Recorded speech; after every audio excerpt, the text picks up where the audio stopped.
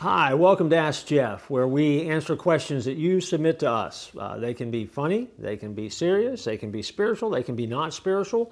Eventually we'll get around to answering all of them. Some of them we actually answer in this format, where we actually do a Church at 434 in Motion streaming show.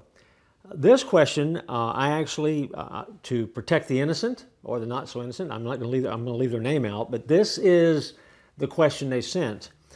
I've worked 60-hour weeks for the past year to build up my own business, and I am whipped, burnt out. I'm grouchy around everybody, and I feel depressed. How can I rejuvenate my life without losing my business and the things that I've worked hard for? Well, because the person that sent this knew I was going to be sharing this on this format, I can attest to the fact that, yeah, they're grouchy. And sometimes they are depressed, and sometimes they're just no fun to be around. And they're going through a season of life where that is what's going on. And I'm telling you that because I told them I would tell you that, and they said I could tell you that as long as I didn't share their name. I'm not going to share their name. Now, the answer to the question is not simple at all, because we get into a real fine line of, are you doing the things that God has called you to do?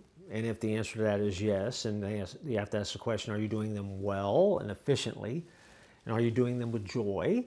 And are you doing them in a way that honors God? Now, there's a whole set of questions in there that probably we could do a sermon series on, we could do a Bible study on, but that's not this. So I would kind of cut back from that and give it a little bit more practical answer and ask the question, what do you do when you run out of gas? Do you stare at the gauge? Do you blame your upbringing? Do you deny the problem? It never works. In case of an empty gas tank, we've learned you've got to get to a gas pump as soon as possible. See, in life, what we do is we try to push the car ourselves. We're in such a hurry to get where we want to go that we scoff at the service station. We get out of the driver's seat and we try to do things with our own effort. We push and we push and we push and we push because, well, stopping for gas is for wimps. And what happens is we end up pushing our cars harder and harder, so we work more hours and we spend more time at it. And we end up feeling like we're pushing the car so much that we just get worn out and we get tired. In that moment, when you're feeling that way, to my friend who sent me this, but also for each of you, I would say the answer comes by refueling your faith. Now, I'm going to date myself here, but back in the day, in the neighborhood, in the area I grew up in, there was a gas station on the corner. It's not a gas station anymore, now it's a car wash. But the gas station was a Phillips 66. And a Phillips 66 gas station, they had a premium grade gas that really they advertised a lot, and that seemed to be the gas that a lot of people wanted to use. There was always a line at this gas station. It was crazy. I haven't seen a Phillips 66 sign in a long, long time. But it dawned on me that maybe there's the answer to refueling your faith. Not Phillips 66, but Philippians 6. And this is what I would say to you. Philippians 1:6, being confident of this, that he who began a good work in you will carry it on to completion until the day of Jesus Christ. Philippians 1:21, for me to live is Christ, to die is gain.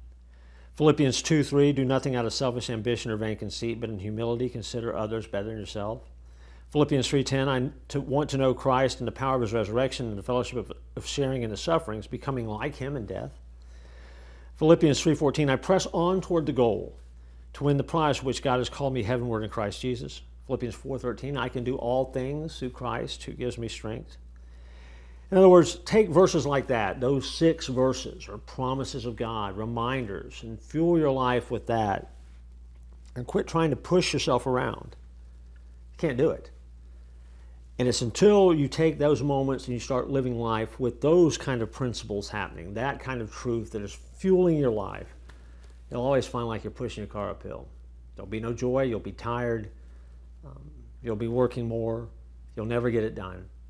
And at the end of the day, you will crash because you have nowhere to go. And so, that's the answer to the question. Give yourself a break.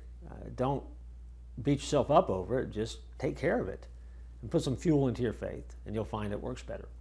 That's it. That's my answer. Thanks for the questions. Keep them coming. You can email us the questions. You can write us the questions. You can send us the questions. You can walk the questions to the door, tack them to the door, nail them to the door, whatever you want to do. You can just go outside right now and yell your question out into the air. Eventually, if sound travels far enough, we might hear it. I hear one now. We'll cover that in the next episode. See you then.